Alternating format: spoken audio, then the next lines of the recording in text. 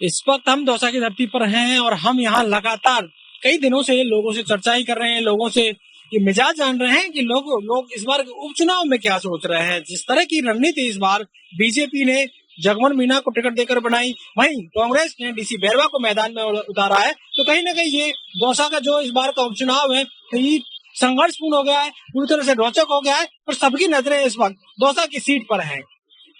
जिस तरह से डीसी बैरवा को मैदान में उतारा, मुरारी लाल मीणा उनके पक्ष में रहे, वही दूसरी ओर जगमोहन मीणा को उतार कर जिस तरह से केवल मीणा नाराज चल रहे थे, सरकार से वो लगातार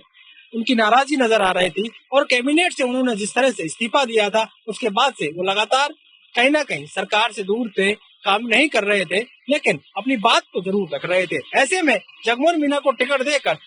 बीजेपी ने कहीं ना कहीं रणनीति बनाई कि मीणा मतदाताओं को एक साथ जोड़कर जो और वोट बैंक है बीजेपी का, जो कोर वोटर है, उसको कहीं ना कहीं वो साथ लेकर इस सीट को जीता जा सकता है। लेकिन जिस तरह से लोगों के बीच में हम पहुंचे, लोगों से बातचीत की, उसके बाद ये निकल कर ये आया है कि जिस तरह से उनका कोर वोटर था वो कहीं ना कहीं नाराज नजर आ रहा था। जिस तरह से जनरल सीट थी, जनरल सीट पर ब्राह्मण मतदाता खासी संख्या में है, ऐसे में इस सीट पर ब्राह्मण मतदाताओं का खासा प्रभाव है। तो यहाँ पर जिस सीट पर हम बात करें दौसा की, उस सीट पर ब्राह्मण मतदाता भी कहीं ना कहीं नाराज नजर आए, तो क्या उन वोटों को बीजेपी अपनी ओर खींच पाएगी, ये एक बड़ी बात है। जिस तरह से डीसी बैरवा की बात करें कांग्रेस के समीकरण से तो फिर एससी के जो मतदाता है उनको एकजुट कर इस सीट को जीतने की बात हो रही थी। वही सचिन पायलट के आने से गुर्जर मतदाताओं को एकजुट करने की बात कांग्रेस के मन में थी और उसी को लेकर सचिन पायलट जब आए तो उन्होंने जिस तरह से लगातार पूरे क्षेत्र का दौरा किया, पूरे दिन भर वो दौसा में रहे और जो गुर्जर इलाका है, जो इलाके बहुल इलाके हैं, वहां पर उन्होंने गांव टू गांव, डोर टू डोर जिस तरह से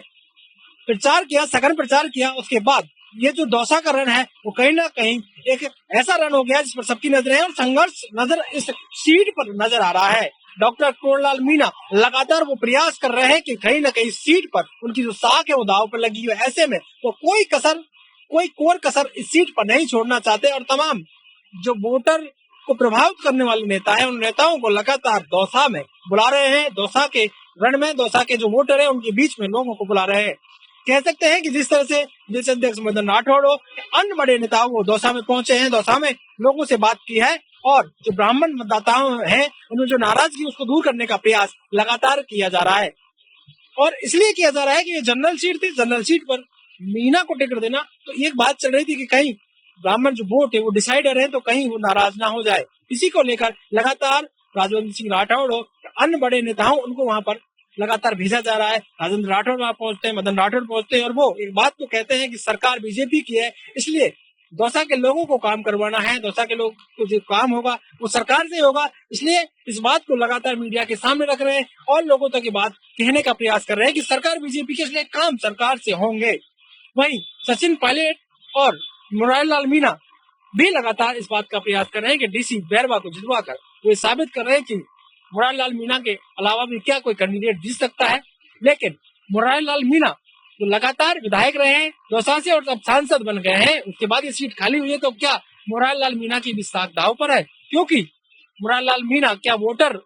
जो मीणा वोटर है, क्या उनमें से